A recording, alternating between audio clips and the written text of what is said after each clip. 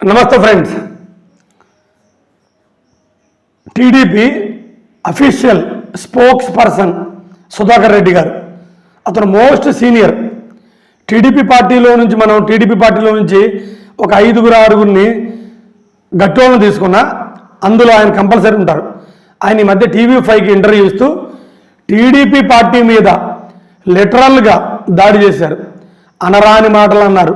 తను టీడీపీ పార్టీలోనే ఉంటూ టీడీపీని అనరాని మాటలు అన్నారు. ఎందుకు అతను ఏమన్నారు? ఆయన చెప్పిన ఏంటి నిజమేనా? టీడీపీని దొంగల పార్టీ అన్నారు. టీడీపీలో దొంగలు పడ్డారన్నారు. టీడీపీలో ఉన్న వాళ్ళు ఇసుకుని కాంట్రాక్టర్లని వాళ్ళకి అందినంత మేరకు దోచేస్తున్నారని చెప్పారు. ఇంకా చాలా మాటలు అన్నారు. ఇంతవరకు వైసీపీ పార్టీ వాళ్ళు కూడా టీడీపీని అంతలా విమర్శించలేదు. ఇంతకీ ఈ సుధాకర్ రెడ్డి గారికి వచ్చిన కష్టం ఏంటి? ఇతను టీడీపీ పార్టీలోనే ఉంటూ టీడీపీ పార్టీ మీద దాడి చేయాలనుకున్నారా? ఇవన్నీ నేను మీతో పంచుకుంటాను. పంచుకునే ముందు నాది ఒక చిన్న రిక్వెస్ట్. కొత్తగా ఛానల్ పెట్టాను, కొంచెం సబ్స్క్రైబ్ చేయండి, నచ్చితే లైక్ కొట్టండి, కుదిరితే కామెంట్ చేయండి. నమస్తే ఫ్రెండ్స్, ఇక మ్యాటర్లోకి వద్దాం. సుధాకర్ రెడ్డి గారు అయితే అసలు చాలా బాధపడిపోయారు. TV5లో అతను ఏదో ఇంటర్వ్యూకి వచ్చారు, మరి ఏదో లైవ్ తీసుకున్నారు.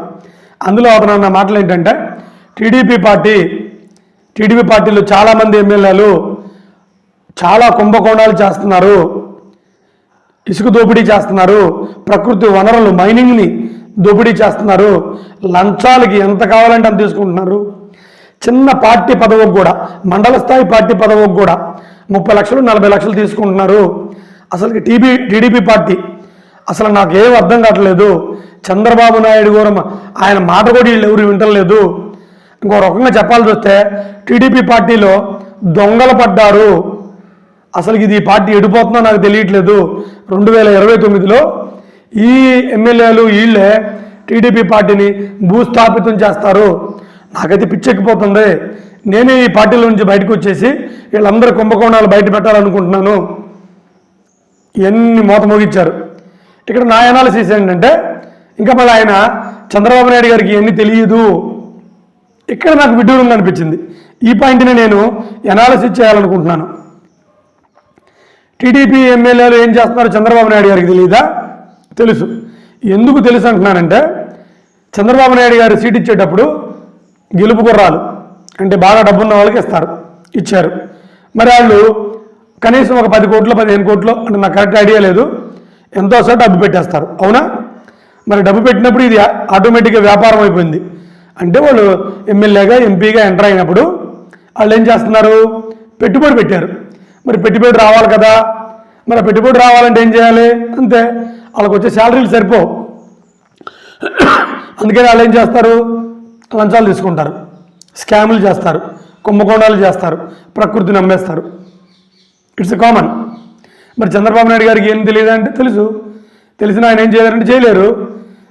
ఆ మాటకు వస్తే పార్టీ అధినేతలే వేల కోట్లు స్కాములు చేస్తారు. అందుకని ఇది చాలా విడ్డూరంగా ఉంది. సుధాకర్ రెడ్డి గారు బయట పెట్టడం బాగానే ఉంది, కానీ చంద్రబాబు నాయుడు గారికి తెలియదు అంటూ కొంచెం నాకు విడ్డూరంగా విపరీతంగా అనిపించింది. సరే, ఇంతకీ ఈ సుధాకర్ రెడ్డి గారికి వచ్చిన ప్రాబ్లం ఏంటి? బహుశా ఈయనకు కూడా డబ్బులు అందలేదేమో, ఈయన కూడా స్కామ్ చేయాలంటే కుదరలేదేమో, కాకపోవచ్చు. రాజకీయ విశ్లేషకులు అంటున్నారు అసలు రాజకీయ పార్టీలు అంటేనే అతిపెద్ద వ్యాపార సంస్థలు అనేది ఎప్పుడూ టర్న్ అయిపోయినాయి. వాటిని ఇప్పుడు రాజకీయ పార్టీలు సేవలు చేసేవాళ్ళు ఎవరున్నారు? లేరు. మీరు రాజకీయ పార్టీలను బాగా గమనిస్తే అందులో పెద్ద వ్యాపారస్తులు, అందులో పెద్ద క్రిమినల్స్ వీళ్ళందరూ ఉన్నారు. అందుకని రాజకీయ పార్టీలో సేవలు చేసేవాళ్ళు లేరు. స్కాములు చేస్తున్నారు, లక్షల కోట్లు లేకపోతే వేల కోట్లు మింగేస్తున్నారు, 100 కోట్లు వెనకేస్తున్నారు. జరిగిద్ది. రాజకీయ పార్టీ అనేది ఒక ఖరీదైన వ్యాపారం అయిపోయింది. ఆ వ్యాపారంలోకి అసలు ఇంకో మాట చెప్పాల్సి వస్తే ఏ వ్యాపారంలోకి వెళ్దాం? చాలా వ్యాపారాలు ఉన్నాయి. వాటిలన్నిటిని వాళ్ళు బేరీ చేసుకున్నప్పుడు బాగా డబ్బున్న వాళ్ళకి పెద్ద వ్యాపారం రాజకీయమే. వాళ్ళు వచ్చారు, పెట్టుబడి పెట్టారు, గెలిచారు, మళ్ళీ వాళ్ళ డబ్బులు వాళ్ళు వెనక్కి తీసుకుంటారు వడ్డీతో సహా. ఇది సుధాకర్ రెడ్డి గారికి తెలియకపోవడం మాత్రం నాకు కించంతు. ఒకవేళ ఆయనకి తెలిసినా ఏదో చెప్పాలి కాబట్టి చెప్పారేమో అని నాకు అనిపించింది. అందుకని ప్రతి రాజకీయ పార్టీ అంతే. సుధాకర్ రెడ్డి గారు ఒక టీడీపీయే కాదు, అందరూ అంతే.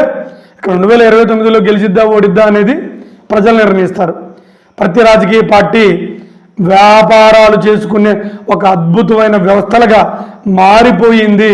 అది ఎప్పుడో మారింది, ఇప్పుడు కాదు. ఇది ఆడియన్స్ గమనిస్తే మంచిది, ప్రజానీకం గమనిస్తే మంచిది. ఏ ప్రజానీకం కూడా ఆయన అలా చెప్పినందుకు విచిత్రంగా ఫీల్ అవ్వలేదు. నమస్తే ఫ్రెండ్స్.